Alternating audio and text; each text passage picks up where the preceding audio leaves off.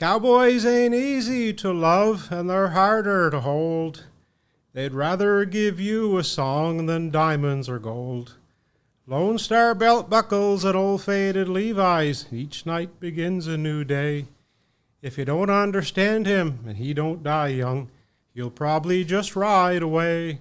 Mamas, don't let your babies grow up to be cowboys. Don't let 'em pick guitars and drive them old trucks.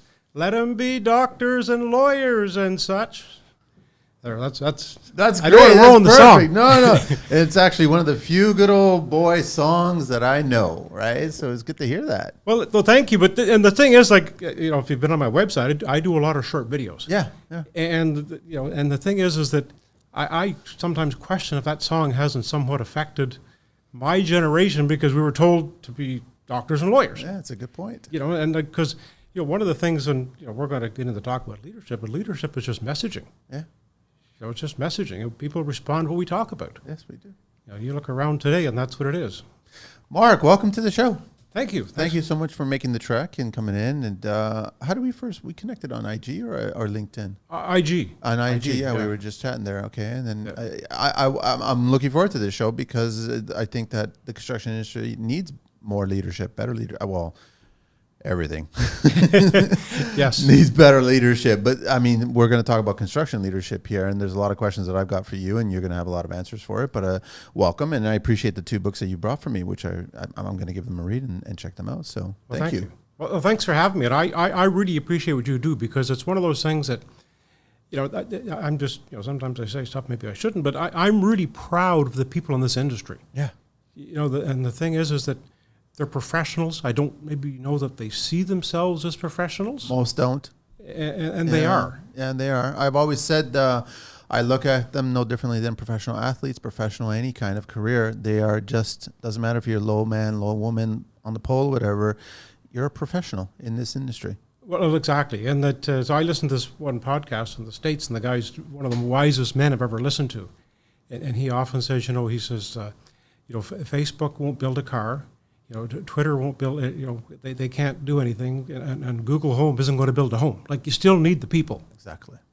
It's true. We need more of them, too, as well. Well, and not only that, to me, it's a very secure industry. Yeah. Like, you look at what's going on, say, more so in the big tech in the States. You hear 5,000 people, getting laid off, 10,000 people laid off.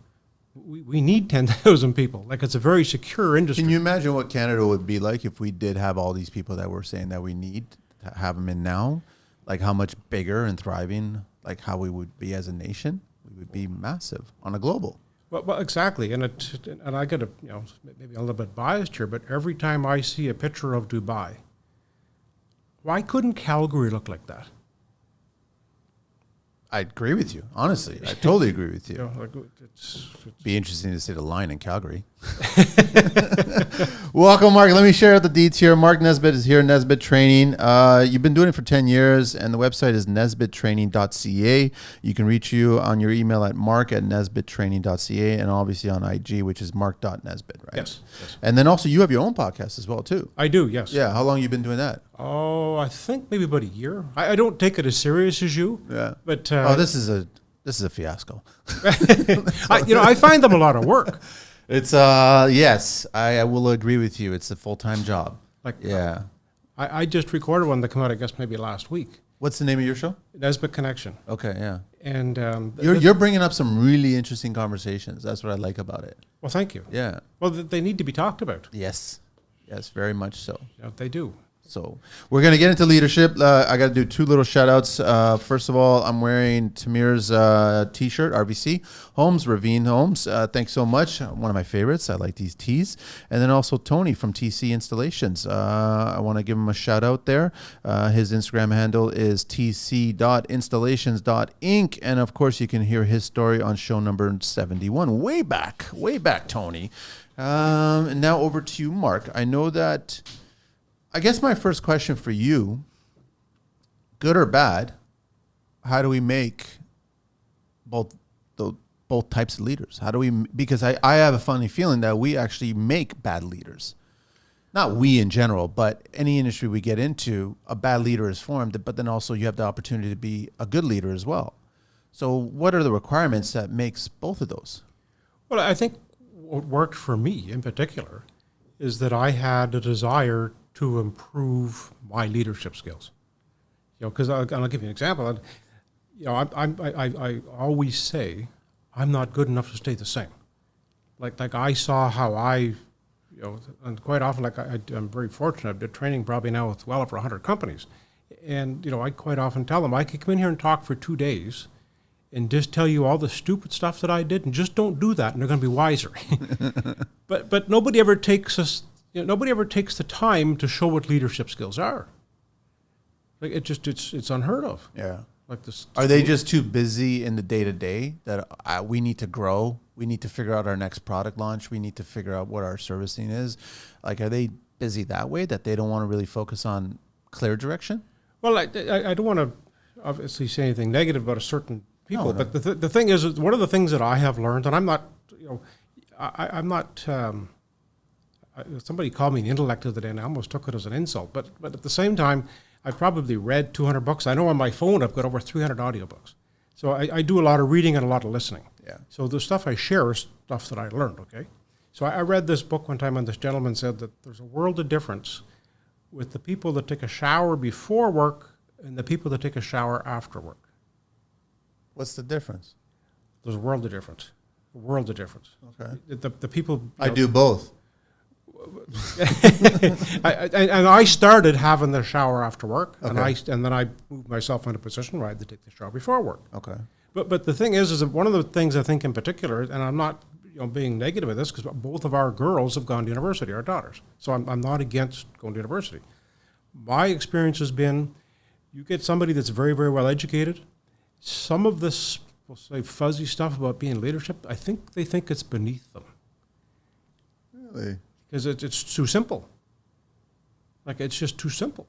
Anybody can do it? Well, it's easy to apply, but of course they have to change. Yeah. Because remember, I'll give you an example. I left home the day I turned 16, okay? And I grew up in a family business. So I knew that I was leaving the family business, and I left and I never went back. And the reason I say this is I learned at a very early age that we never leave the company, we usually leave the leader. Okay. And that's, and you ask somebody why they leave, it's like, why'd you leave? Well, they didn't say hi. It's always something small, typically. And this is why I say it's sometimes it's so simple and so easy that we miss it. That's been my experience with we'll say, maybe sometimes more of the senior leaders. One of the things that I've seen in particular is because I've got a real passion for working with boots on the ground. Okay. You don't mind getting dirty. Well, I don't mind getting dirty, but I know what it's like to be in their position. Yes. To be frustrated, being told to do something like, why are we doing it this way? Like we could do this a better way. We have the right to question. Yeah, exactly. Yeah. And if you want something organized, sometimes they know how to organize it better than the leaders do.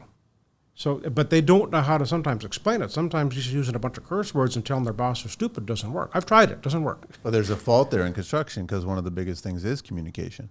Well, exactly. Right. It doesn't matter who you are, whether you're a leader or you're, the new laborer on the site. It's communication, right? Well, and look, some of the best tradespeople that I know in particular are not good communicators. I know. I know exactly who you're talking about. They're so good at what they do, they just want to work. Mm-hmm. And that's fine, but if they want to get ahead, they need to learn to communicate. And let's face it, to me, like Edward Deming, have you ever heard of Edward Deming? It sounds familiar. So he went over to Japan and taught the Japanese how to make a quality product in the 50s. Yeah. That's okay. I know you about it. Yeah. And Edward Deming says, if you don't know how to do the job, you don't understand the process, how can you lead it? And sometimes we have people in positions today who don't know how to do the job, but yet the people that do know how to do the job maybe aren't eloquent enough, the way they express it or the way they ask something, to get somebody else to do it. Is that go back to the original point you brought up regarding people looking at leadership as if it's beneath them, where they just sidestep the workable hours to become a good leader? Is that what happens in that situation? Well, there is, but in the last few years, of course, things have gone crazy. Mm-hmm. And I think one of the things, and it's affecting to me it's affecting the nation. People don't see a future. It's like they just don't. Or the effort to change it. Yeah, like why would they? Like Why am I gonna? No one person can make a change, kind of mentality, right? That's right. But the thing is that somebody has to be the one to do it. And it's interesting. I was listening to this podcast today, and the guy showed how it's the second person that joins in that helps make the change. Somebody has an idea. All it takes is that second person to make the change, and next somebody else will join in, and somebody else will join in. And the only way you're ever going to change the world is small groups. Yeah. It's up to, say, you and I, if we see something wrong, I think we have to speak up about it. Yep. We just can't sit in our hands and accept it. And to me, there's a lot of people are doing that, like too many. But in construction, there's fear. There is fear, but the thing is too is that we see it not so much in construction, but on a political level. Yeah. The easiest way to control people is to keep them scared. Yeah. Like if you tell the entire country that they got to start eating bugs and because the world's going to end, well, they're going to follow you because you've got them full of fear. Yeah. And in the old days in construction, it was the same way. Like I worked for a company for 25 years, great company, and it was let's just say there were certain things that you did, and everybody knew if you did it, you would lose your job. And of course, people didn't do those things. Yeah. So sometimes fear can be good. That's part of the culture, because I think today, I work with a lot of companies. You'd be surprised how many are afraid to say anything to their people or discipline their people because, well, if I lose them, there's nobody else. Like mechanics in particular. But that's not a truthful statement, right? But they just honestly believe it within themselves that if this person goes, our company goes. Is that the idea? Well, I think what it is, this one company in particular, they've got, we'll say a couple of mechanics who they work a night shift, and they've just arbitrarily changed their own hours and started, not maybe following what the leaders asked to do. Okay. And of course, the leader said, "Hey, look, I'm afraid if I lose these two, I won't get another one." Because, I don't know what it's like. Because I'm in Ottawa, right? Mechanics they're impossible to find. It's impossible. Difficult. Everybody in any kind of hands-on industry right now is having a difficult time. It's just a constant conversation. Nobody's really, I guess a lot of people are still trying to have that faith where let's just give it a try. Let's just reach out. Let's have some kids come in and out or whatever, and then we'll give them an opportunity. But then, you'll get a cross-section of everything. Someone will stay for a little bit, get another job opportunity for $1 more, and bolt, and then move on, and then you got to try all over again. So, construction people in general are trying almost all kinds of things to try to get the workforce in there. But the workforce is not there. So I guess every kid's looking at other opportunities that they think will make them more money. Is it just all money driven these days? It is. And the funny thing is that, so I do some work with this one company that got, over 1,000 employees. And, of course, it's a unionized company, nice company, very professionals. And they claim at any given day they're missing 25% of their workforce. So if money's the issue, why aren't they showing up for work? I don't understand. So that's not the issue then. I don't understand that. It's not. And not only that is that I was doing some work with the company last fall, and they were saying that they had a hard time, because an operator would leave for $1 an hour or whatever. So I said, okay, has anybody ever discussed with them what they can do with their money? What do you mean by that? Because again, to get back to some of the whether it's leadership or finance, I'm not so certain a lot of people that work in the industry today know what to do with their money. Like they don't know to pay themselves that 10% first. So that being said, if money's so important, do they understand it? So I just a lot of people have never heard of the rule of 72. Yeah. About how you divide by the 72, the interest rate, it tells you how long it takes to double your money. A lot of people have never heard of that. So if money's so important to them, you'd think that they would look after their money. I go back to construction. Everyone just punches their clock and they know exactly what they're making. They have security. They've secured a contract. They have worked for so many years. So this is what I made. But I think there's probably single digit or maybe low double digit tradespeople that actually know for a fact exactly to the dollar what they're making, what they're getting for their skill set. Yeah. but they don't spend the time or effort. Well, like you said earlier, like they're so fixated on the actual work. Let's just do the work, get the work done. Yeah. And I know that through the pandemic years, a lot of people were extremely busy. A lot of people were working. My question to that was always, but are you making money? Like, are you actually figuring out how you're growing this, moving it forward? Or are you just busy? Well, exactly, because that's, and that happens. It does. Because especially when you look at, let's say, the cost of things, and you see it, if you don't raise your prices but we weren't allowed to. As laborers, as tradespeople, we weren't allowed to increase our price in line with what material costs were increasing. Now inflation, what it's increasing. We weren't allowed to because we were being priced out. And what happened was people were getting into the industry that were pricing us out, and then they were getting the work, making mistakes, and then having problems, and then just walking away from it because they don't have the reputation that these skilled laborers were actually building their brand on. Yes. So then we're the bad people at that point, right? Which is, it's like a constant stereotypical cycle, right? Well, it is. So I have an uncle who, for years he literally he gutted homes, typically really nice, exclusive homes, $1 million, $2 million homes, gutted them and kind of redid them. And I remember I wasn't very old, and I asked him, I said, like, why don't you build homes? And he just turned to me and he says, when you build homes, he said, your biggest competition is either just starting up or just going broke. He's right. And is that not what you're referring to? Yeah, that's exactly what that's what we do. That's what we deal with on a daily. Yeah. It's very, very true. Yeah.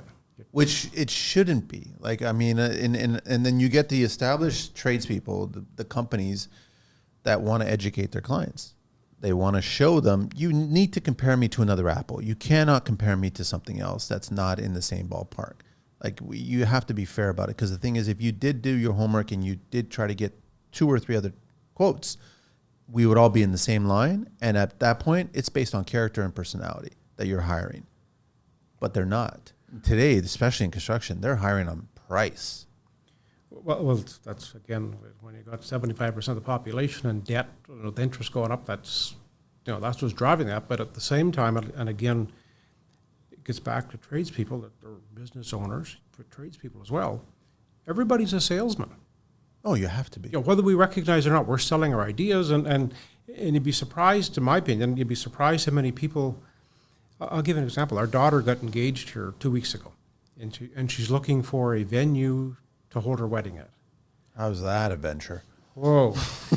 They flat out told her that you should have started looking for a venue the day you started dating, because they can't get one. Wow, okay. But the reason I say this, they went to this place, and beautiful place, and I guess the wife who typically does the tours wasn't there, and then the husband gives the tour. So they say, hey, we're going to do it here. This is a beautiful spot.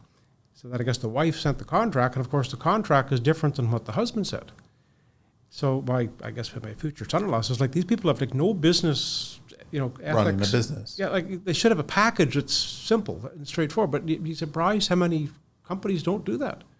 We see it all the time. Again, you look at, I like looking, success leaves clues.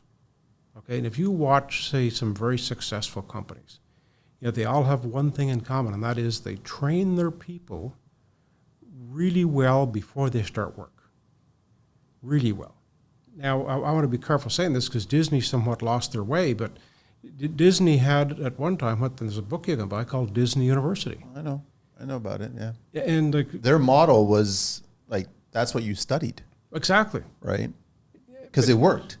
Exactly. So I think I mentioned earlier, I managed quarries, right? I did that for 25 years. Yeah. And I want people to understand that you're one of us. You know what's going on in this industry, right? It's not just like you're looking at an opportunity or whatever, and you're just trying to help people for the sake of just, here you go, here's an opportunity. No. You're one of us. You get dirty, you boots on the ground, you actually went to sites, you went to places, you spoke to tradespeople, you dealt with people, you dealt with blue-collar people. You are a blue-collar person, right? I am. Through and through. And that even on the weekends, I still, I think you might have seen the pictures. Tinkering around, right? I fabricated a barbecue cart this weekend out of 2-inch steel on my driveway. Nobody ever retires. When you get in this industry, you're stuck. It's like The Godfather. This, you're in there. You're good. That's it. Done. Well, and the thing is that I think that brings up something important. when progress equals happiness, there are very few trades or careers, whatever you want to call it, that you can get into where at the end of the day you can see what you've accomplished. And in this industry in particular, we accomplish something every day. Yeah. And whether we celebrate it or not, that's up to us. And I think there's a golden opportunity there, to be able to say, hey, look at, I'll give you an example. I live in Ottawa, as you know, and, being in the business I was in for 25 years, I don't know that I can drive on a street in Ottawa that I didn't either make the stone for the base or make the stone for the asphalt, So like, and that being said, I can say to my kids, hey, look, I remember, making the stone for this. And so that being said, you feel good because you can show something off. Yeah, very much. I've got a daughter who works for a consulting company and, works very hard, but like at the end of the day, she's looked at a laptop all day. And is she happy? I think so. Okay. But at the same time, I know that some days she questions it, if there's something else. Just because, it's big and corporate and, But I mean, going back to leadership and I want to tackle both sides because I know that you've worked with big companies, but you've also worked with small companies.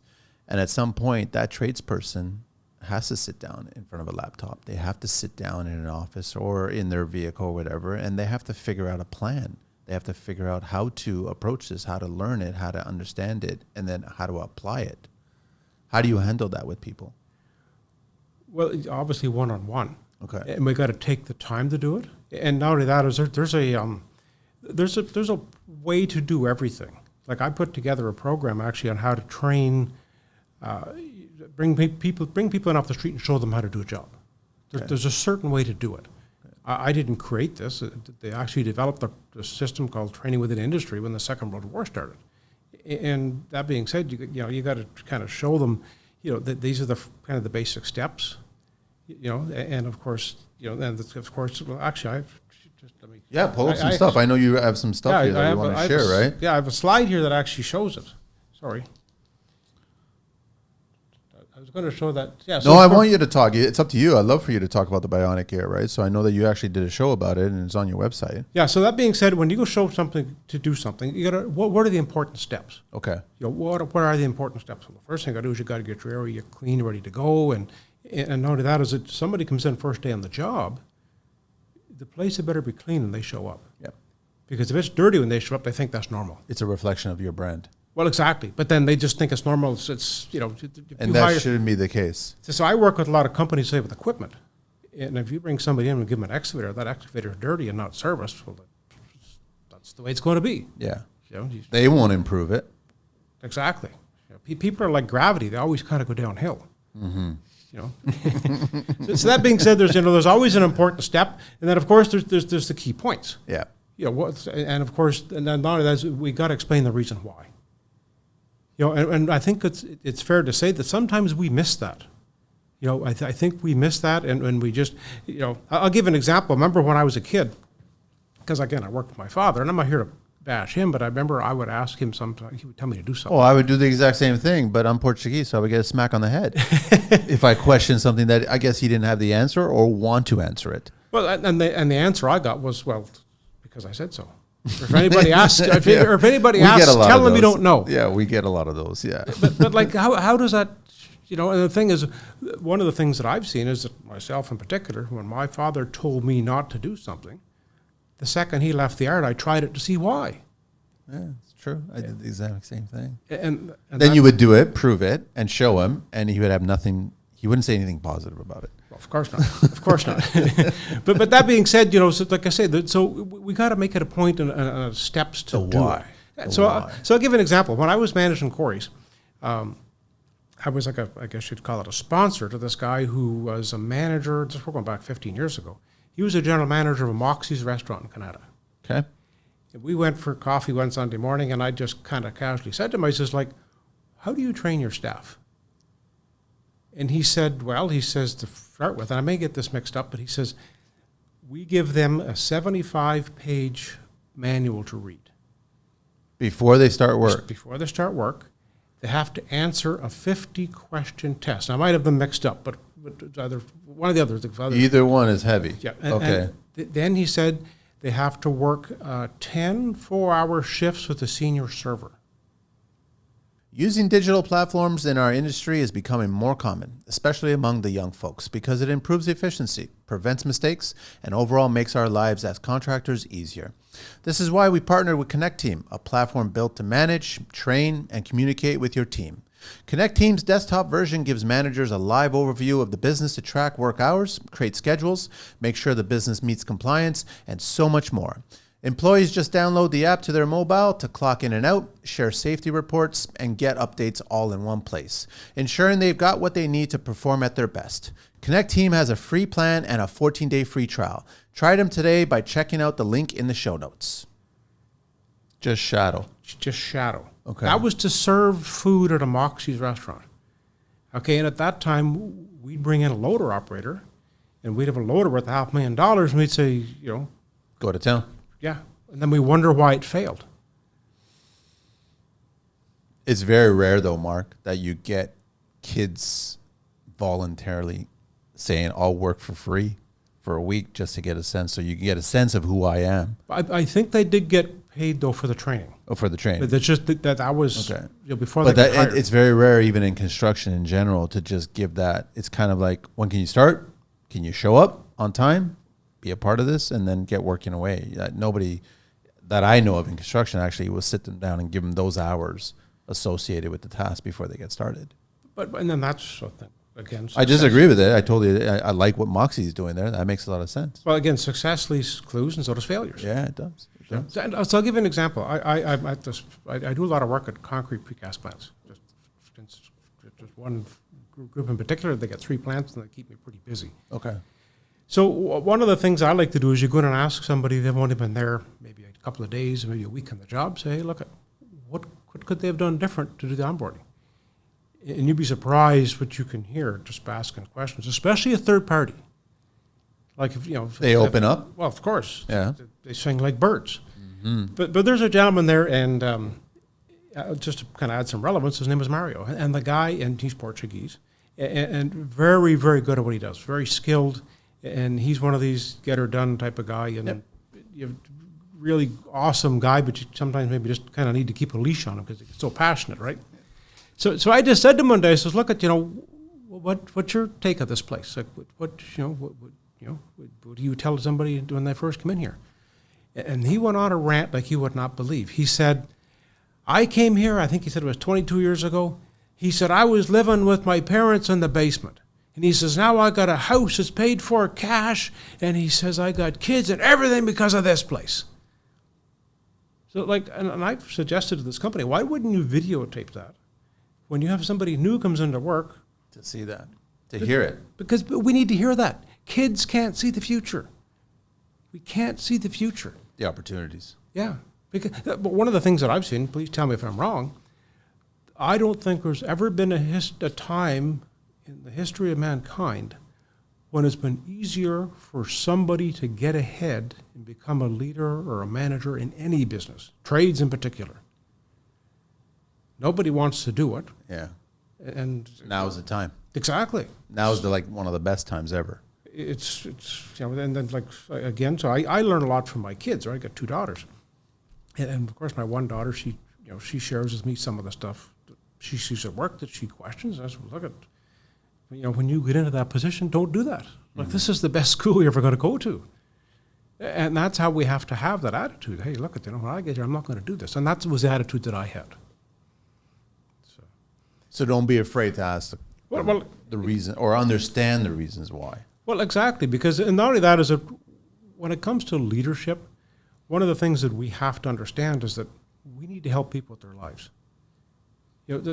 I'm not sure, again, geographically things can be different, but we've got people sometimes who show up to work first day at work, and everything they own is either in the back seat of their car or in their knapsack.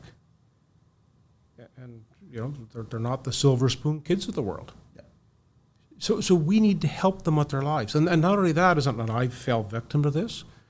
When you don't have a father at an early age, you look up to your leader as a parent. There's a lot of that in construction. Exactly. Yeah. Exactly. Like I would have walked on burning coals for one of my bosses. Like I would have did that for him. And all the opportunities that these good leaders were giving these kids. Exactly. Right. And they saw it. There was gratitude there. Yeah. Yes. And the thing that I think we miss, a lot of people miss, as leaders we go first. Mm-hmm. As leaders we go first. We're the ones that have to reach out and get to know them and see, look, how can I help you? Where do you want to be in 5 years? We have to go first. Sometimes there's a stigma where they need to come to us, and sometimes it's as simple as saying hello in the morning. As leaders, we go first. We got to remember that. But also as leaders, you should be aware or paying attention to their body language and how they are to see if they want to be approached, right? If they are interested in something else, or if they want to advance, or they want to learn something, and you give them the opportunity. Well, exactly. And again, I'll give you an example. I'll go back to one of the things that I learned at our precast plant. There's one plant, the first job that they got the new people to do, first day on the job, was to just dress the pipes. After they pulled the mold off, they literally just dressed the pipe. And of course, some of the older, a lot of them Portuguese guys, had one guy would use a kind of like a broom, the other guy would use like a piece of burlap. Everybody had a way of doing it, okay? But the reason I point out is that first day on the job, they gave them the absolute dirtiest job, and then they wondered why people didn't stick around. So they learned that, hey, look, obviously we got to change what we're doing. And they did, and they've been very successful as a result of it. But sometimes we just got to ask ourselves, yes, we don't want to be too soft. We're not telling them to bring their dog to work and put a beanbag chair in the corner. That's not what we're all about. But that doesn't mean, we can't maybe look at what's working and what's not. Was it an old school mentality where it's like, let's give them the toughest part and to see who we weed out? I think it was more, that's just, we've always done it. Okay. That's how I was trained. Which is a famous line in construction, right? Isn't it, though? Isn't it? And we have to be looking at better ways to do it. Mm-hmm. We do. Because you got to remember, the people that show up to work on our job sites, they're somebody's son or daughter. And I know if somebody does something to my daughter that I don't like, I get pretty irritated about it. Of course. And I have that same responsibility with somebody else's son or daughter. It's missed opportunities too. As a leader, owner of a business, like you might be dismissing somebody that has this huge potential ahead of them, and you won't see it until later on when they've moved on to other places and they're working for somebody else. And construction's small. You'll cross paths, and then all of a sudden you'll hear about this kid that you dismissed, that you didn't care for, is leading their own outfit now, and they're doing things properly. They took the lessons. Well, there's what's called late bloomers. Mm-hmm. My position where I left this company, I was there a long time. I actually was the general manager of the aggregate divisions. Okay, so I looked after all the aggregate operations. We had probably, 100 employees maybe, and we'd have meetings almost daily with the management team, and we'd discuss, what was happening. Sometimes it was labor issues, sometimes it was equipment stuff. And every now and again, somebody would say, well, we hired this person, and they're not really panning out. And I would share with them, and this is not a word of a lie, I got a job when I was 16 years of age operating a loader for this company, okay? Okay. Because I'd ran a loader since I was like 12 or 13, so... Perfectly legal. Well, exactly. So I'm 16 years of age, and I'm operating a loader for this company, and I was known as the guy that could do a wheelie with a loader. I could get the back wheels there, I'd go forever. So I just kind of said to them, look at me. I was the idiot doing the wheelies, and look where I am now. Mm-hmm. So we can't, sometimes we got to, what's behind it too, right? Potential. Yeah. Potential. Yeah. So how do you start? How do you start with, I guess my first, the other question I want to ask you is that how do you get the bad habits out? Because they have this mindset, you come into the business, you start a business, you either learn from taking over what your dad or somebody did or what others are doing, and that's how it's always been, but in the back of your head, there's bad habits here. We need to change this whole model. How do you get those out of those leaders? I think the easiest way to do it, and I want to be careful, I'm not kind of selling myself here too much, but the easiest thing to do is you got to train it out of them. Yeah. And not only that, is it a lot of us, myself in particular, we'll try something maybe and do it once and not do it again. It's no different than going to the gym. If you went to the gym twice, or if you went every 6 months, you're not going to see improvements. You got to keep talking about this is what we're doing. And not only that is it, I think a lot of companies will say, miss the opportunity even to have a vision statement. One of my favorite sayings is, where there is no vision, people will perish. You ask a lot of people where they're going, they don't even know. The vision statement for my company, just building better leaders. As soon as you find that vision, you want to share that vision with the team.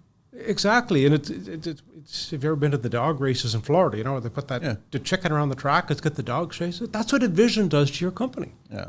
And not only that is when you bring somebody in, like again, Toyota have gone from the very first car they made the fenders over a stump with a hammer, okay, to being the number one automobile manufacturer in the world. Okay, they got to be doing something right. Yeah, they have to be doing something right. And they actually have this system where they break it down and they train people on certain jobs.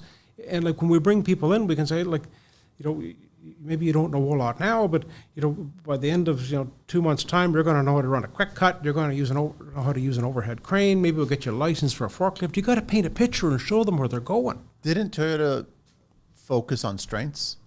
Whoever had strengths, and they kind of geared them towards that, and then it contributed to the overall picture of things? Well, that's the thing, yes, but I think that's any company. Like, it's 80-20. Well, no, but it's always nice to compare it to construction and back and forth, because the thing is that you're the new guy. So you don't get that opportunity. You don't get to go there. You're the new guy. You're doing the worst jobs. It's like you shouldn't be looking at that. You should probably be speaking to the person, interviewing the person, trying to get an understanding of the person and finding out what their strengths are, what their interests are, where they want to eventually go. Not that you're going to park them right at the front of the line and doing the cherry picking of the job or whatever, but at least you understand that that's where the potential is going to go for that person. And that's a leader. Well, exactly. And again, that falls back into this training process. Yeah. Interesting thing, I started with my team, 15, 16 years ago, back in the day. I actually started what I called my farm team. And it was one of those things that, if somebody was away for a day, we had somebody that could fill in. Yeah. And that's almost like an unheard of concept in construction, having a farm team. And not only that is when you share that with people that, hey, look, we want you to go here, they see they got something to work towards. Everybody wants to win.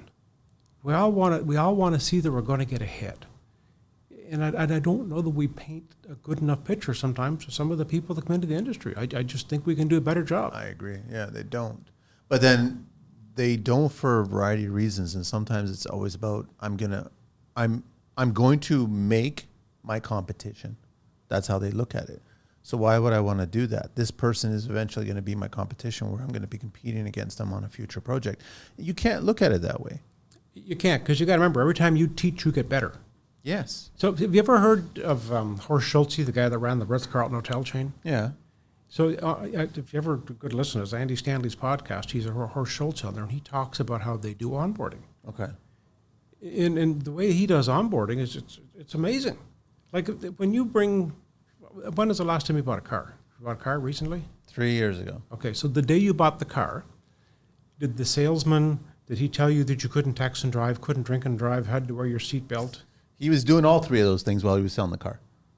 Okay, that's odd, but no. But you know what I mean? It wasn't a part of the conversation. Yeah, and if he did, you'd just stick your car up your ass, buddy. Like exactly. Yeah. But what do we do with the people the first day in the job? No, he sold it. He sold it on emotion. He sold it on the connectivity of it. He sold it on that, right? Emotions trump logic every time. Yeah. We're creatures of emotions. Yes. And we need to understand that with our people. But I think this is, like I say, when we do onboarding, first thing we do, we bring them in. Oh, you got to wear this, and you got to do this, and it's like watching John Deere paint dry. And I think we could do a better job, more inspired. We have to do that. I understand that. I just don't think we need to do it right out the gate. I really want, and I love that you're bringing up all these examples, Mark. Is I really want construction people that listen to the show to look outside of the industry to make our industry better. So get these stories. Like the Carlton, get these other stories and figure out what they did and how they did it. It's applicable to construction. Well, very much so. Very much so. I'll give you another one. I love watching Chick-fil-A, okay? Yeah. And I love eating their food too, but I love watching Chick-fil-A. And Truett Cathy, the guy that started Chick-fil-A, was a genius. And I've read, he wrote a book that's called It's Easier to Grow Boys Than to Mend Men. And I think there's some truth to that. Yeah. But you look at what Chick-fil-A does, they actually have a training facility set up indoors about the size of a football field. Okay, and they have golf carts where people go through and they assimilate a drive-through window, and that's how they get their training before they go to the store.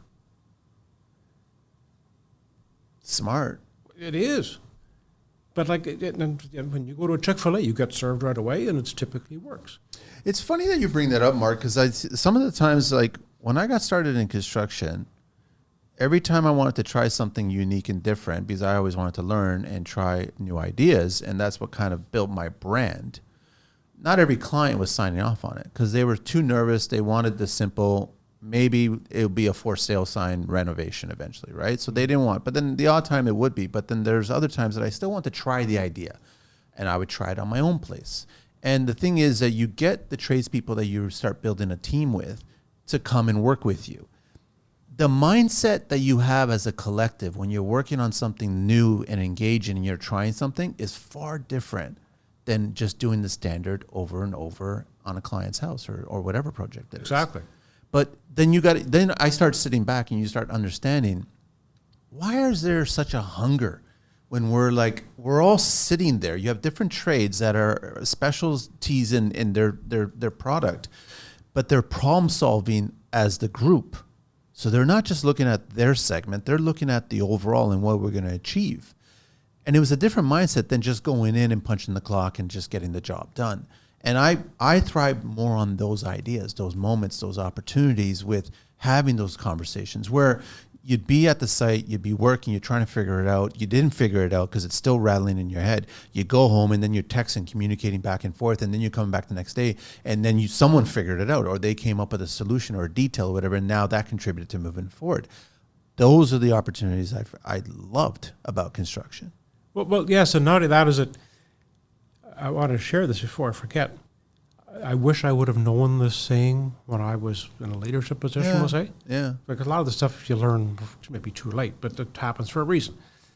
But the thing is one of the most important questions you could ask in a situation like that, if you were me, what would you do differently? Yeah. And you'd be surprised when you ask the question, how people weigh in on it. So I want to share something. So there's a book called The Power of Habits. Okay, by Charles Duhigg. Have you read it? I haven't read it yet. No, I know of it. It's an amazing book. And one of the things that Charles Duhigg says is that it kind of reflects on what you're saying is when we do something for 90 days, it's the same thing day after day after day, our human brain shuts off and it becomes a habit and we don't think. Driving to work. Same course. How many times you forgot the way to work? Or not the way to work, but the drive to work. Yeah. So that's why when you bring out something new and exciting like this, it creates that opportunity, to do something different. It gets people involved. Mm-hmm. And that's why this stuff is good. We have to do that. And not only that, it was Patrick Lencioni wrote in one of his books who talked about how, I think it was the book he did on silos, and he says, one of the only places that he found where there wasn't kind of each department kind of worried about themselves and not helping the other department was the emergency room at a hospital. Like when somebody goes in there having a heart attack, it's just all hands down. Yeah. And everybody's in. Yeah. They've created this, call it a thematic goal. Yeah. And there's no reason we can't do that. And as leaders, we have to be doing that. And so to kind of, I'm not sure how you see this, but I see a lot of the people I get to work with are, we'll say, working foremen. And I'm somewhat guilty of this myself. I get so busy working, I forget to be the foreman. Mm. And we'll have a little bit of fun here. At the Toronto Maple Leafs, when you watch a hockey game, you never see the coach on the ice when they're down 2-1. No. The coach is designing the plays, and that's what the leader's job is. Because sometimes we get so busy working in the business, we forget to work on it. And I can be guilty of that too. I can be so busy working with different company training, I forget to line up work. That happens especially in construction, though. Exactly. But the thing is when you talk about it, and this is why, you got to have this, kind of a fellowship of people listen to podcasts. You hear, oh yeah, I forgot about that. I should do that, because we forget about these things. Because one of the things that I've learned, even with the training I do, the teaching I do, people don't necessarily need to be taught; they need to be reminded. That's a good point. And that happens to me. My wife's really good at reminding me of the stuff I should be doing. Yeah. You know? But you should get more and more companies, and that they'll start it, they'll work on it, but then once the season gets really busy and they're working hard, and all of a sudden it's job after job, and they've been fortunate enough to get more and more contracts, they forget about it. And that's where somebody or like they myself, push it to the side, right? Yeah, that's where I work with companies. Everyone's different. There's some companies I go in an hour a week. And just that hour a week you got to take. Yeah. You got to take time to sharpen the saw. And you'd be surprised just how it gets saved. Okay, this is the reset. This is what we're doing. And so, like I said, we need to do that. That's what leaders need to do. Because you got to remember, leadership is influence. It is. Where we're influencing people to do things, for a common goal. And if they don't know what the goal is, not only that, did we paint a picture of what it's supposed to look like? Lots of times we don't maybe take the time to paint a picture. Isn't that going to look nice? The fireplace is going to be over here, and there's going to be this color of stone. You talk about it, it gets people excited. We have to paint a picture. We do that really well with the actual physical work. Mm-hmm. We sell that really well for that physical work. But the business portion of it, I think people are just too afraid to pump the brakes and just go, listen, hang on, we got to reevaluate things here. We got to figure out what's going on here. But if you told them that if you did all these things and exercise that muscle, your business is going to improve. Well, of course it is. Not only that is it, and this happened to me. One of the things that I've seen time and time again, you bring people in and give them any kind of training. It kind of turns on a switch that, hey, look, this business cares about me. You'd be surprised how that happened to me. I remember one of the first training courses my boss put me on. I guess he must be keeping me around. It's like I said, it shows that you care about your people sometimes. And it goes back to the earlier point about they don't leave because of money. No. You may think that they're leaving for that one extra dollar. They're not leaving for that. If there was better leadership and there was better business practices going on in this business and they saw the potential for themselves as well as the business, they would stay. Exactly. Contribute, be a part of it, and then give up some ideas and grow. It's called ownership. They can take ownership. Yeah. And again, I don't know that we take the time to do that. I think we could do a better job of doing that. I really believe that. How do we do this every single day? How do you tackle that? How does a tradesperson wake up in the morning and start off the day? How should they start their day? Well, that's interesting. I actually gave you a book that you read a page every day. And it just literally read that page. It takes a couple of seconds to read it. Yeah. Most everybody drives to work. You can listen to a podcast. I started, I don't know, it's got to be 11 years ago, sending out just quotes to buddies every now and again. Okay? And then it grew from like 3 people to 4 people, and then those 4 people to share with somebody, and then they said, hey, you're the quote guy. And now it goes out to, I don't know, probably 5,000 people a day. Just, because I can live for a long time on one quote. And we got to start the day out right. And so one of the companies I work with, they actually now, because of it's a processing plant, so everybody's got a computer. They actually have a quote will pop up on the screen of the computer in the morning, and it's that constant messaging. I'll give you an example. You look at Coca-Cola. Okay, I forget the exact numbers between 2014, I think, and 2018. Yeah. Coca-Cola spent, I believe, it was like $3 billion a year in advertising. Drop in the bucket. We've all heard of Coke. Yeah. But they keep talking about it. They keep talking about it. And for some reason we think, well, I told them once. Well, you got to keep talking about continue it. But again, that old thinking is like, told them. We're on construction is cruise control. When things are good, we don't need to do anything else. What is the first thing that most companies do when things are bad? They start pulling back on marketing and messaging and getting their ideas out, their training, all that stuff. Yep. They get rid of all of that, which are the most essential things to keep to further grow. Exactly. You take that time to train them and invest in them. That was the first thing I said during the beginning of the pandemic. I was like, take this opportunity to reevaluate your business. Yep. Figure out what the strengths are, what the weaknesses are, improve. Work on that. And you should be doing that You should be doing it Frankly. regardless. You don't need to have a situation that happened or whatever, but you should be doing that on a monthly basis, if not even further. There are some companies that I work with that we do a SWOT analysis quarterly, where we just simply talk about what are our strengths, what are our weaknesses, where do we see some opportunities, where do we see some threats. Do it quarterly. And, and you'd be surprised what comes out. I'll give you an example. I was working with this one place. We did sometimes I'll do a SWOT analysis. We'll say out the guys in the field more so, and one with the people in the office. So something that come up one time we were doing this SWOT analysis, one of the gentlemen said, one of the threats that we see is we have one person that's trained to do a certain job. That's a threat. But they said to add to that, we know he's smoking marijuana on the job. So we know he's not going to be with us for long. Okay. So, when you do these SWOT analysis, stuff like that gets brought up. So then I naturally said, can I bring this to senior management? And they said, yeah, by all means. So I went in and I said, look at this. Of course, they corrected that. And you'd be surprised how you do these SWOT analysis, you can find out. Because you need to know also what your strengths are. You need to know who's strong in your team. Who am I going to invest in? Not only that, where are our weaknesses? Where do we see some opportunities?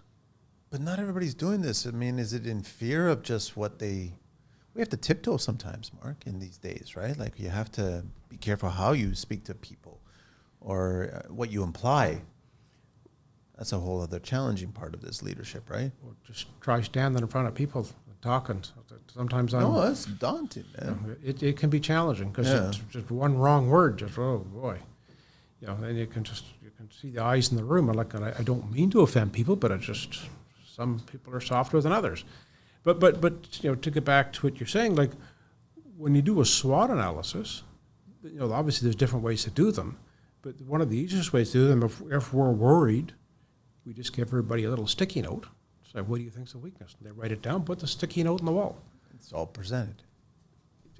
It's anonymous. Yeah. It's just, so I guess, but we need to take the time to do that. To get the conversation out, that's the problem, is that you need to actually just begin to communicate. I go back to that. Well, exactly. But I can't emphasize enough how a third party has the opportunity to do that. I'll give you an example. Well, you guys are fresh eyes. You look at things differently. You're not stuck in their tunnel.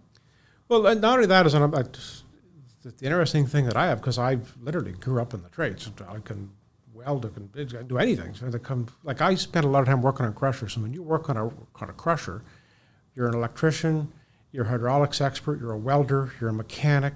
You do everything. That's just part of it. Yeah.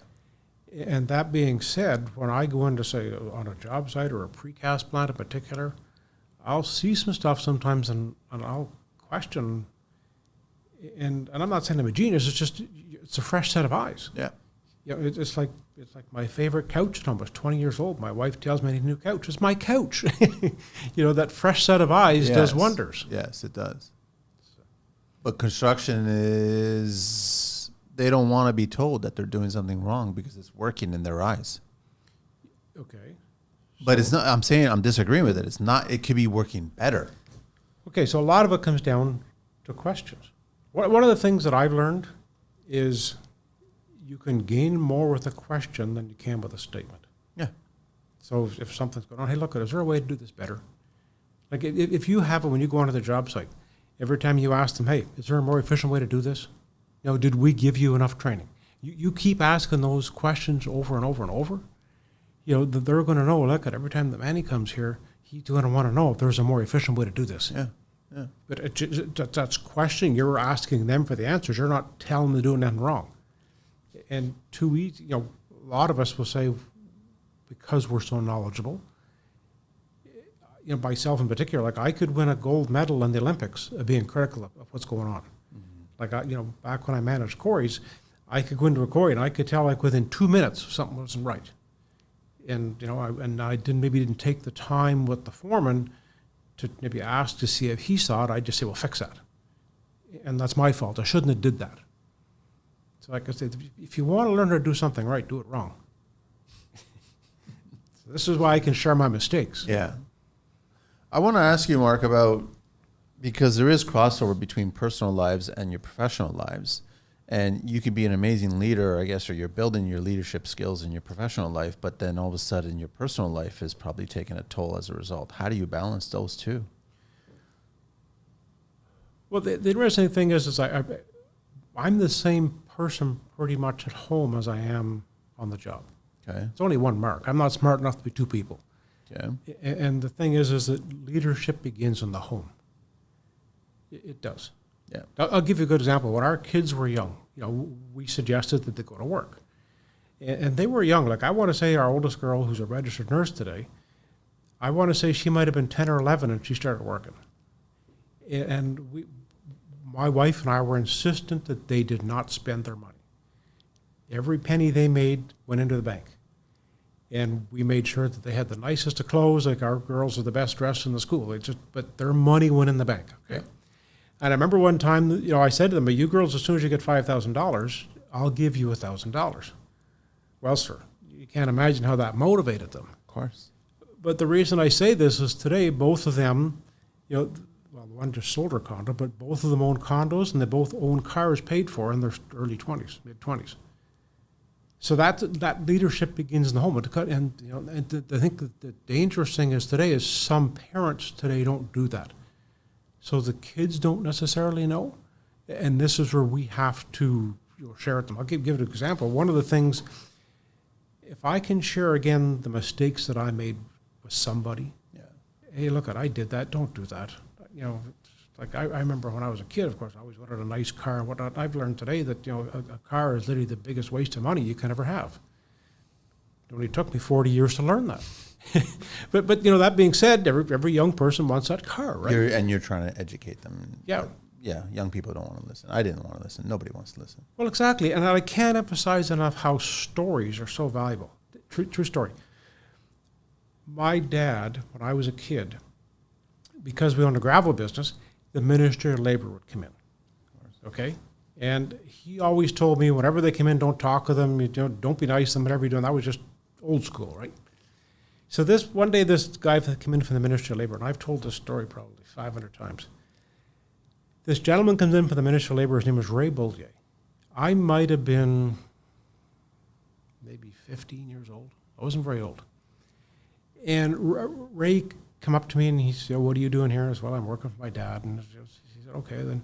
So he looked at a machine, and on the side of the screen deck, there was a walkway down the side. But on the walkway, there was material that had fell off the screen and built up on the walkway. It was not cleaned off, okay? Which added extra weight. Ray said to me, he says, you see that material on that walkway up there? And I said, yeah. He said, just last week, he says, there was a place in Quebec where that happened. And there was extra material on there, and a gentleman walked down there, and because of the weight and the walkway broke off the machine, and that poor gentleman, he fell and he died. I've never forgotten that story. Mm-hmm. So like I say, our lives are full of stories. We have teachable moments every day. So again, we can share, what we've did, what we've learned, and share with people. To be surprised how, I think they'll see when people see we have their best interest at heart, I really believe that they'll listen. I wish more and more of those kinds of stories would be shared on social platforms, because that's where a lot of the new generation is getting their information from.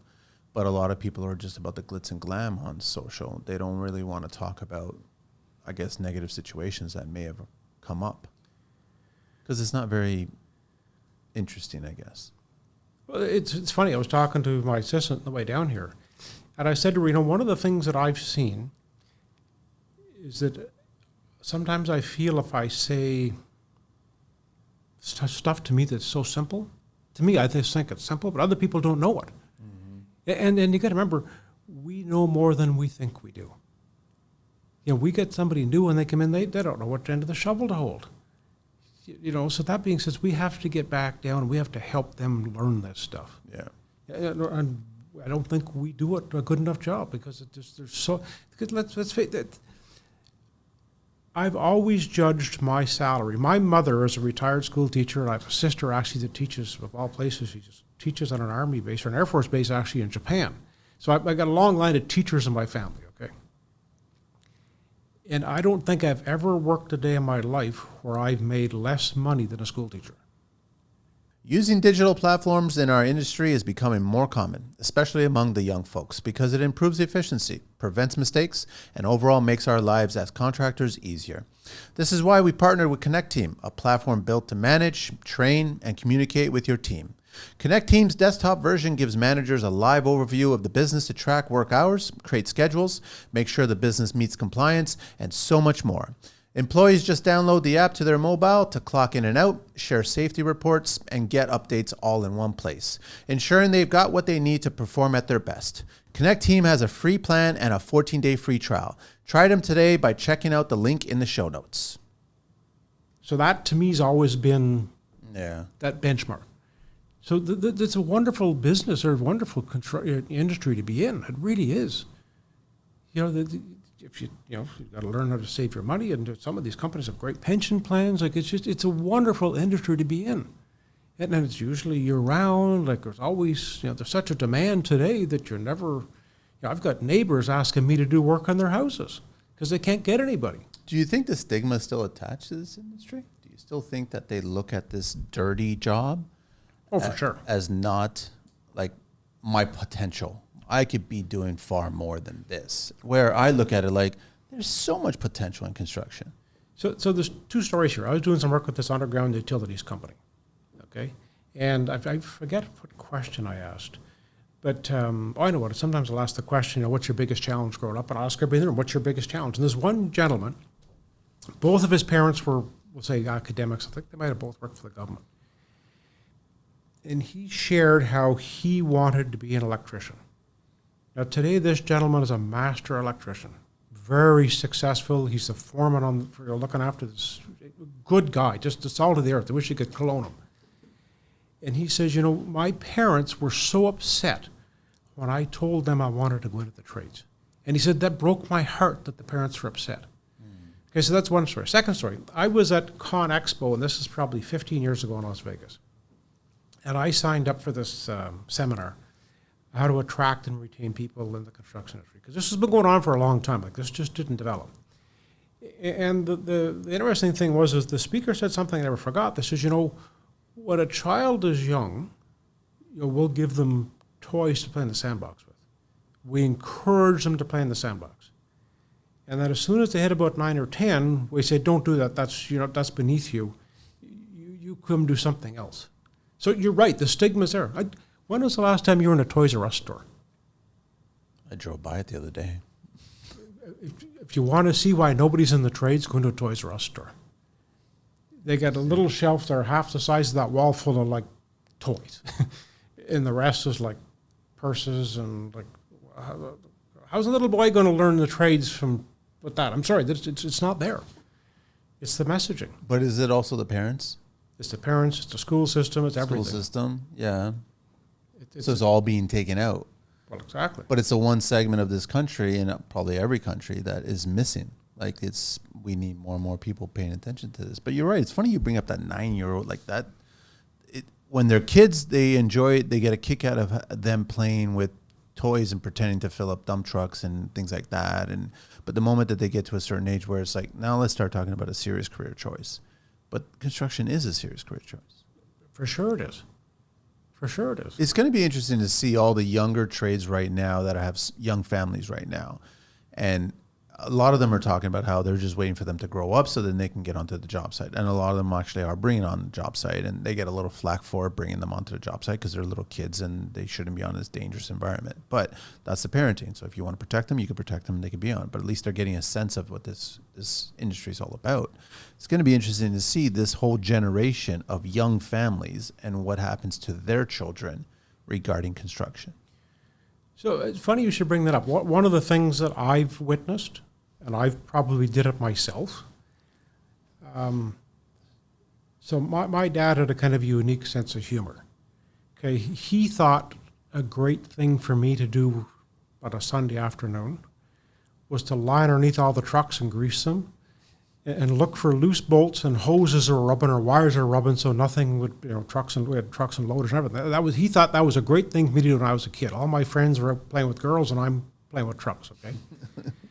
Now, today, I can walk by something, I can spot a loose nut, or I can see that you get no idea how intuitive I am with that stuff. Okay, so I'm grateful that he did that. However, I always said I will never let my kids do that. And I think what happened is we've got an entire generation that grew up like me that says, I'm never going to let my kids do that. That's why I bring up the point. It's going to be interesting in the next 15, 20 years to see this group of kids coming from tradespeople, if they will get into the industry, because the parent may say the exact same thing. Yeah. And the worst of it is that I think the government is doing everything they can to hurt us. I'll give you a good example. I went to a breakfast, this is probably 5 years ago maybe, and if I repeat incorrectly, please forgive me, but one of the VPs was there from the RBC Bank. Okay. And he, we talk about how we can't get people and all this. And he gave a very interesting talk. He says, you feel you can't get people.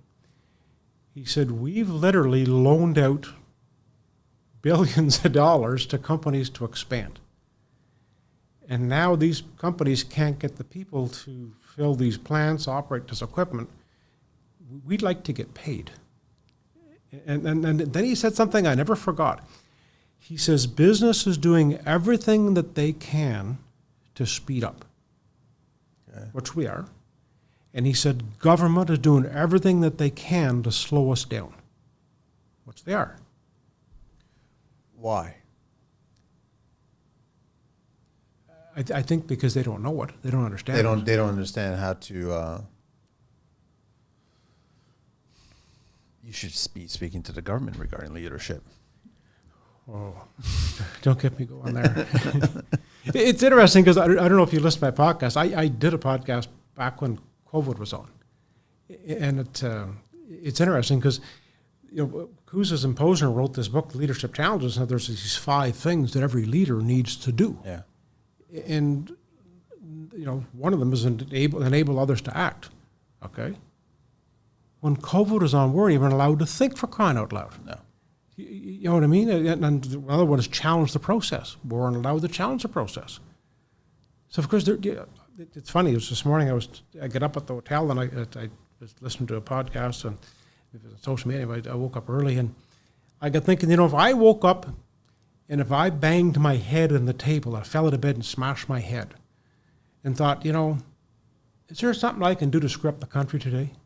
I don't think I could do as good a job as what they're doing right today. I don't think it's possible. It's just time to fix the country. What are the other 5? There's 5 principles. I know that you brought that up, but what are the other 3? Actually, I put the slide on here just in case. So that being said, of course, model the way. Got it. And because I'll give you an example. If I show up for work late, are they going to be on time? Of course. If I don't wear my safety glasses. Reflection. Yes. If I don't wear my ear protection, are they going to wear it? Of course. Of course, the second one is inspire shared vision. Yeah. Are we doing that? I think we could do a better job. We can always do a better job. Challenge the process. We can always challenge the process, like you just said. Is there a better way we can do this? Why? Exactly. And of course, the 4th one is enable others to act. Okay. And the 5th one is encourage the heart. The emotional connection. Yeah. And again, if we just do those 5 things, it's amazing, how much more we can actually do. How much better your business and productivity and your crew, people, the efficiency, the amount of work, fun. You would enjoy it, look forward to it. We've got people coming in at all industries who don't know how to critical think. They don't know how to do anything. They're afraid to speak up. Like I think it was on your podcast. So out there, it might have been the teacher that you had on here last week, maybe. He says people don't know how to use a measuring tape. Yeah. I think so. For those listeners, obviously on social media, I have a big one of those kind of like a green egg barbecues, and I built a stand for it to fit in with a countertop and everything on the weekend. Yeah. My neighbor's an awesome guy. He really is. Okay. He's a high school teacher, and he came out and he says, like, I wouldn't even know where to begin. But he's a teacher. I'm not knocking him. I'm just we all have strengths, right? Yes. Yeah, we all have strengths. I'm sure he can do things that I can't do. Okay. But I kind of used to make fun of it because when you got to remember, Canada is very high tech, and there's a lot of very smart people there. Like that, they could literally build a self-driving car to drive to the moon. But the neighbor moved away a few years ago, but he needed air in his bicycle tire, and he took his bike to the bike shop. To get the air in the tire? Yeah. I got a funny story to share back in high school times. I had a friend of mine, his older brother worked for NASA. So he worked here in Toronto for the Canadarm. Super smart guy. As kids, you're probably the same time. So we used to do cassette tapes, and we would get funky with our cassette tape covers, and we would find a picture in a magazine or something, and we would like make our mixtape and everything like that, right? So we would do some cool things, and we would just try to one up it every time, right? And then one day, his older brother, the scientist, right, the NASA engineer, and he was looking at it, and he's just studying this tape, and he's just studying it, and you're looking at him trying to rack things up, and then he's like, "Oh, you print all this before you apply it onto the cassette tape." I'm like, "Yeah, did you think that we actually put the tape through the typewriter to kind of..." That's what he thought. Yeah. So it's like it's a different thought process. And we just looked at each other going, his mind is so driven on this one thing that's how he fixed things, and he takes care. But I guess when it came to something as simple as how do you decorate a cassette tape and how do you label this or do this, and his first thought was like, the machinery is not there to produce this. And we're like, no, it's literally as simple as just put it on this piece of paper and you take it off and apply it. And that's as simple as it got, right?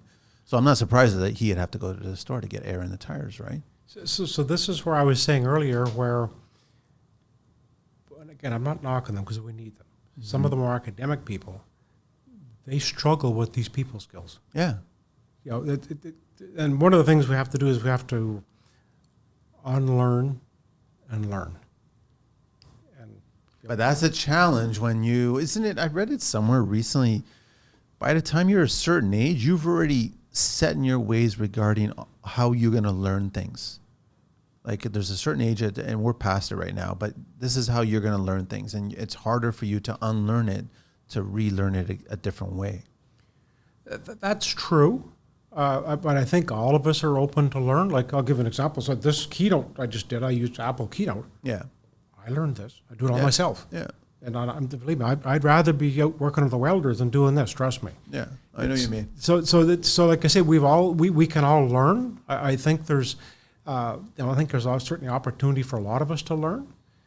But again, some of this technology stuff, it's interesting. I gave a talk at was at the mining show, at International Mining Show one time. Okay. And there was, I want to say, 6 of us on a kind of a panel, giving different talks. I was there obviously talking about leadership and talking about people skills and how to work with people. And the other 5 presenters, very good, very skilled, all of their talks were how to build machines to get rid of people. All automation, right? Mm-hmm. So it just depends what your focus is.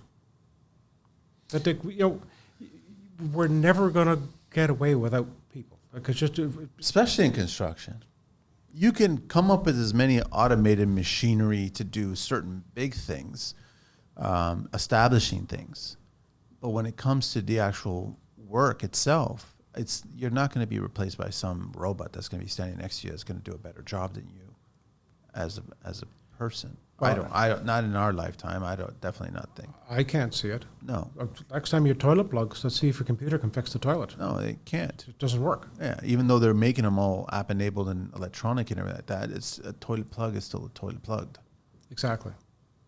So I couldn't agree more. And again, there's so much emphasis on, some of the electronic stuff. And so it's funny that, you'd mentioned that, I want to bring this up about my hearing because I want to mention it to the listeners because you've got a big listener base here. Mm-hmm.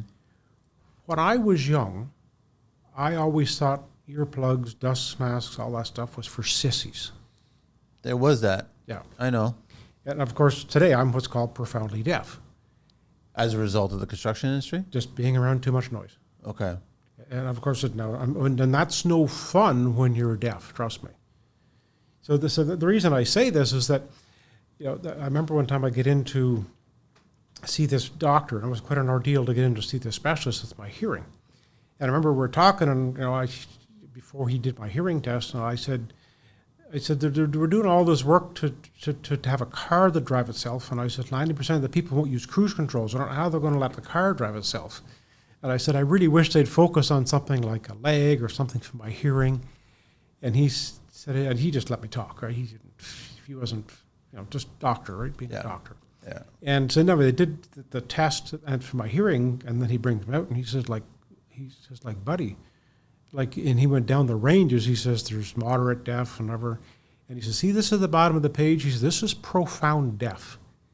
He says, you are what's called profound deaf. What exactly is that? It means you can't hear anything. I had 15% of the hearing. Wow. And hearing aids, of course, they weren't doing it. And so then the reason I bring this up, he said to me, he says, you know how you were talking about, maybe they could do something to help with the hearing. He says, they actually have something. It's called a cochlear implant. And he says, you need 2 of them. And I'm going to be honest with you, that was one of the most emotional days of my life because I left there. I literally went outside. It was all I do to choke back tears. I was 50 years of age, early 50s, and to be told that, you're profound deaf and I'm never going to hear my grandkids, it was pretty emotional. And the reason I want to bring this up, because to me it's interesting. So what saved me that day, I want to show a picture of my friend Tom. This is my friend Tom, okay? So Tom lost his leg. Tom and I grew up together. Tom was a truck driver. Tom's not a celebrity. He's not a movie star. Tom's just a truck driver, okay? Tom lost his leg. And a result of him losing his leg, he's now did the Boston Marathon. He's did the New York City Marathon. He's doing New York, I think, again this fall. Didn't do any before that? No. So the first thing I thought of was that, if Tom can get by with that and have a better life, I think I can have a better life. What motivated him to? I'm not sure, and it's funny. I bumped into him last week, but I love Tom. So I say I just want to say this is influence. That's the influence at its finest, right there. Yeah. It really is. And that's how people influence us, because we don't know who's watching us. We don't know who's watching us. Good for him. Yeah. So that being said, I'm going to show you a quick picture. So that they literally do is they do a 5-hour operation. They put this thing kind of inside you, buried in your head, and they literally it's a speaker that goes into your eardrum, so they disconnect your ear. And, of course, then there's a little clip that goes in the side of my ear. And I was always somewhat reluctant to do this, that I don't want something stuck on the side of my head. And now I almost wear it with a badge of honor. But it's what's so cool about this is that I can actually hear. I went through the drive-through this morning. Mm-hmm. That's the first time I went through a drive-through in years. I could actually hear them. So it's one of those things that I just think it's so amazing that there is technology out there, that we can all benefit from. And I'm going in the 23rd of August for a second one. And so the hearing is fine now, or is it? It is, but when I take this thing off, I'm deaf. And it's funny because my wife, I love her to death, but when we go to bed at night, she usually loves to start a fight. I see where this is. I saw it already come. I know. So when I go to bed now at night, I can't hear her. So I have not had a fight in bed since I got this bionic ear. So it's not all bad. It's not all bad. Well, at least you got your hearing now. No, it's good. But I mean, it's unfortunate that it came from, and a lot of guys are like that. And I'm seeing a lot of kids are not paying attention to this. And I have to tell myself sometimes too. I was like, it's loud, man. Just put the muffs on. Just protect your hearing. You have to. Like I said, I thought it was beneath me. That's for sissies. Yes. It's for sissies. That's gone. But you'd be surprised. A lot of the younger kids, we think that we're young. We're supermen and women. We don't need it. Yeah. We're tough. We could take it. You'll start feeling it soon enough. So the only reason I share this is that there's going to be some people out there, maybe somebody will wear earbuds now and hopefully save their hearing. So I wanted to share something with you because there's so much truth to this. And remember how we were talking about messaging and how, we want to make sure and have the right messaging for the industry and do whatever, okay? Yeah. So I have shown this picture, I don't know how many times. You ever been to the Dairy Queen? Have you been a peanut butter? I haven't had one in a long time, but yeah. So I wanted to share something. So you're going to look at that right now. I don't want you to think about that. Okay. Okay, so I don't want you to think about it, and I don't want you looking at that chocolate at the bottom with the peanuts, right? Okay.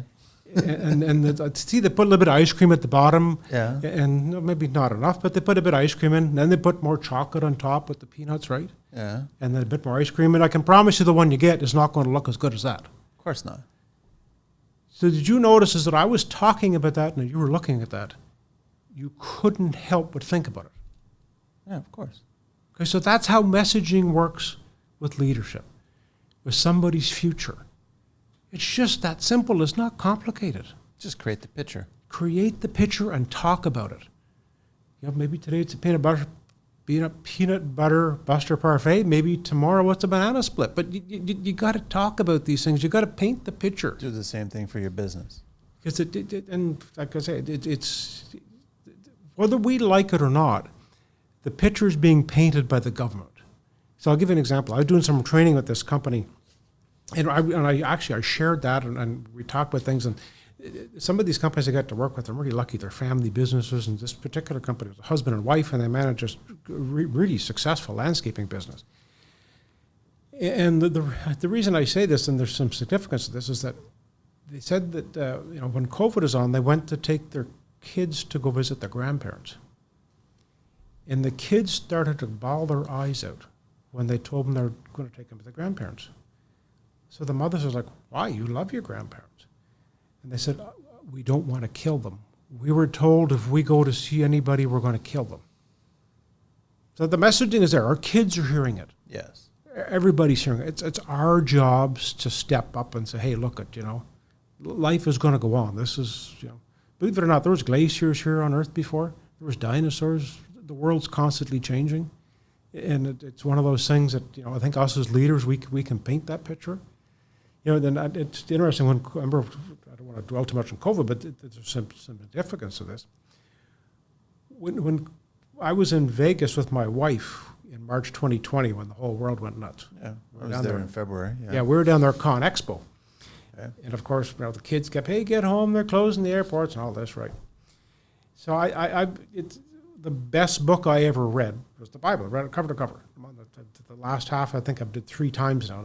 And the reason I say this is the most common phrase in the Bible is do not live in fear. It's mentioned 365 times. That's pretty simple. So like I said, I've learned to not live in fear because look, I'm not running the show. And that's how I look at it. And I think there's a lot we can gain by just, hey, look at, we're whether you want to believe in. But don't most people just wake up, Mark, in fear? A lot of people wake up in fear. They just don't understand what they have is more than enough. Well, it is. And the thing is that I heard this the other day. I thought it was so good. The guy says, if you suffer with depression, it's because you're living in the past. Mm-hmm. You're hanging on. And if you've got anxiety, it's because you're living in the future. Yeah. You just living today. Yeah, but you're right. That fear is there. But everywhere you get it, like you can't turn on the TV for crying out loud and they're talking about how so bad I don't watch the TV anymore. I don't pay attention to any of that stuff anymore. Neither do I. But it's unfortunate because it's all around you when you try to walk around and it's just there, or people will talk to you about certain things. You're like, I have no idea what you're talking about. Yeah. We're just trying to enjoy it. We're getting close to the end, and I want to ask you the 12 questions. But you do a lot of guest speaking. I mean, do you go to Concrete Expo every year? Are you planning on going again? Toronto? Yeah, in Toronto. Yeah, I usually give a talk there every year. Yeah, that's what I thought. Yeah, so you're going to be there again in February, right? So yes. So. And then I please share, because I know this as well, the 10,000 hours. Like that whole philosophy about doing something 10,000 hours, and that's basically your training at that point. I know you mentioned it on your website, on your on a podcast that you did. Yeah, well, that was actually Malcolm Gladwell's book, Outliers. Yeah. It takes 10,000 hours to be good at something, or 5 years. And for some reason, we bring some in, and we just expect them to know everything first day. That's why I say we know more than we think we do. And not only that, is that what happens is that, and I'm guilty of this, I compare my strengths to somebody else's weaknesses. All of us walk around all day comparing. That's what we do. Stop it. Yeah. Just stop it. Exactly. And I love that you say soft skills for the hard hats.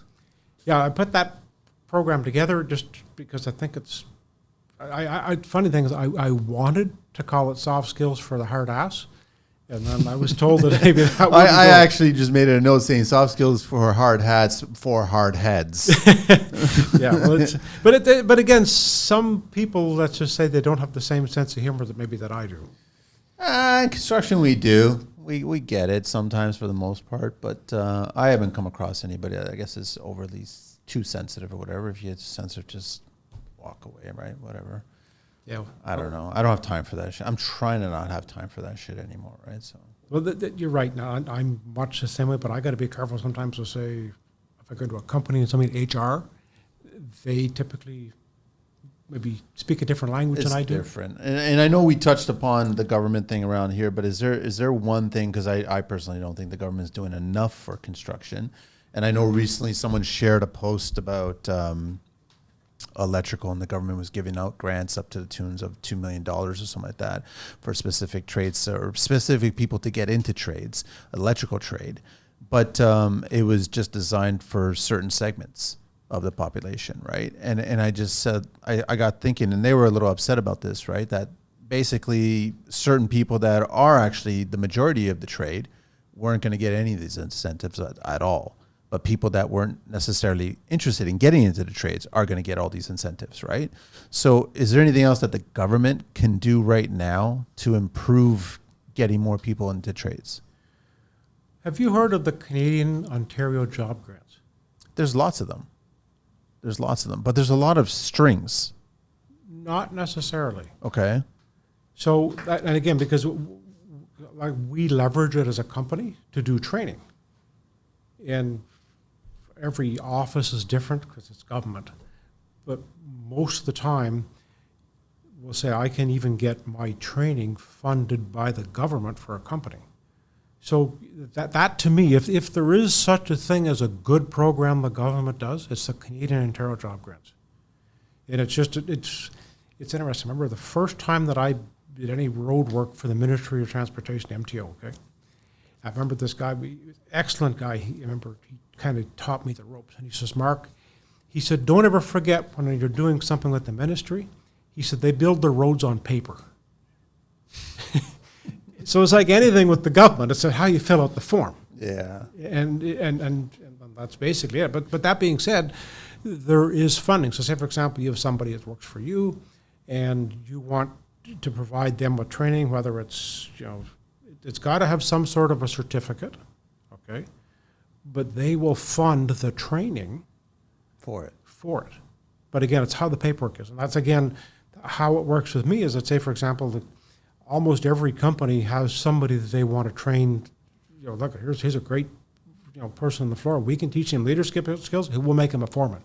Got it. And that being said, I can get usually funding for that. And then what I typically do for the company, look at, I'll do the whole damn company. If you get the grant, I'll do the whole company with this guy in it. Because it's no fun with just one person.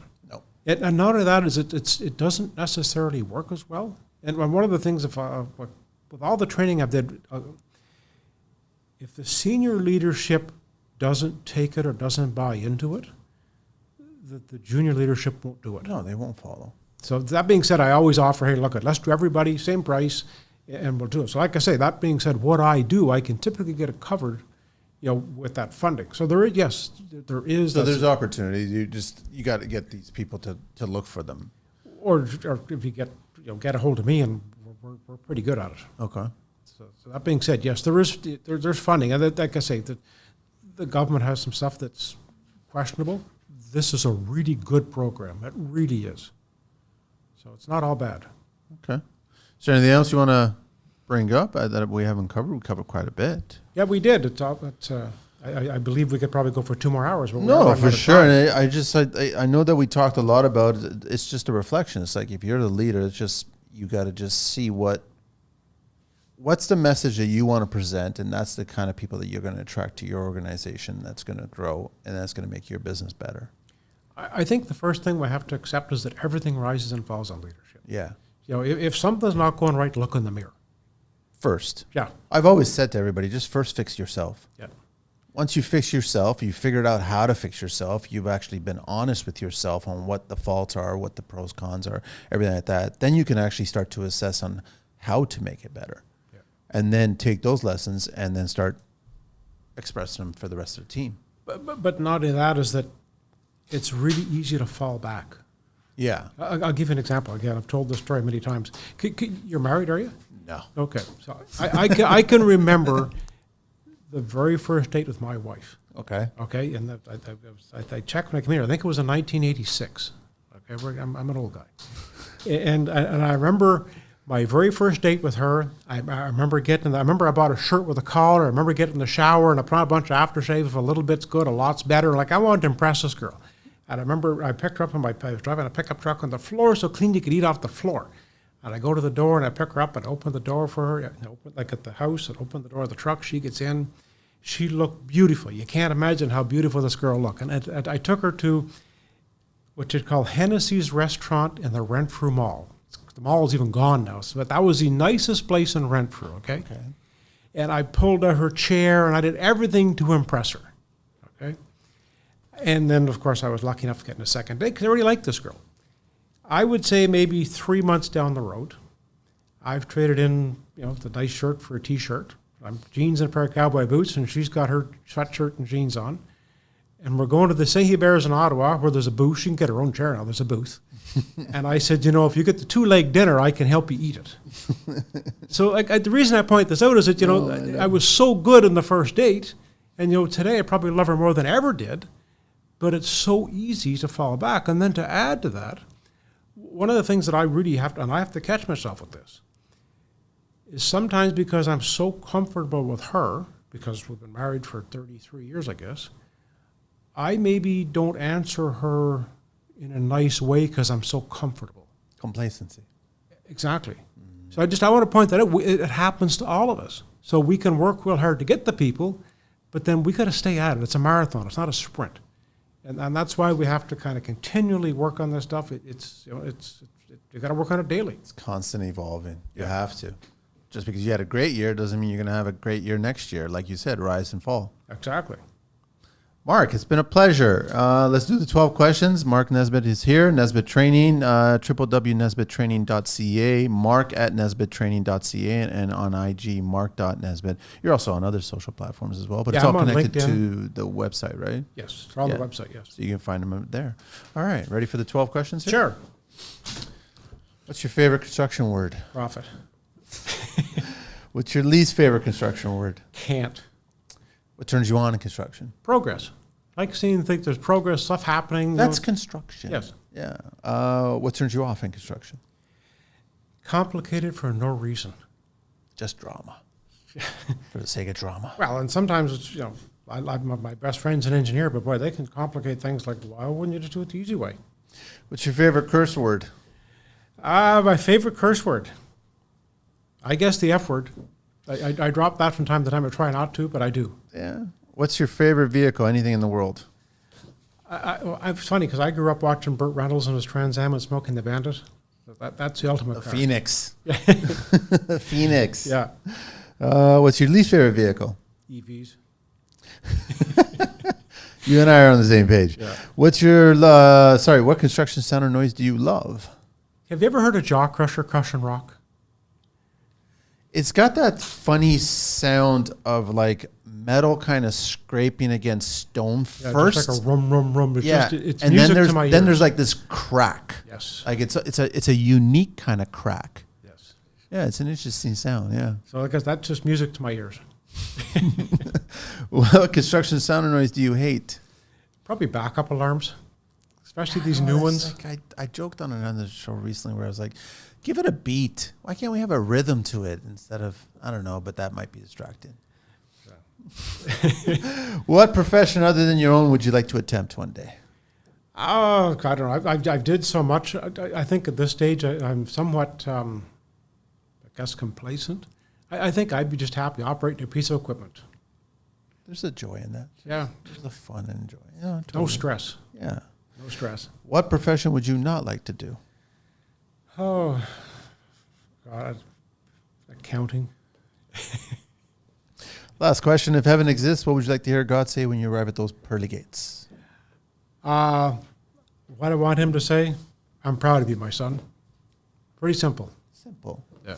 Mark, absolute pleasure, man. Thanks so much for making the trek out here and being on the show and fitting it in. And I'll probably bump into you at the Concrete Expo there. So yeah, beautiful. We're talking with them about doing some things, so we'll see what happens. But I love what you're doing. I love the messaging you're getting out there and getting more and more people to understand their businesses can be better.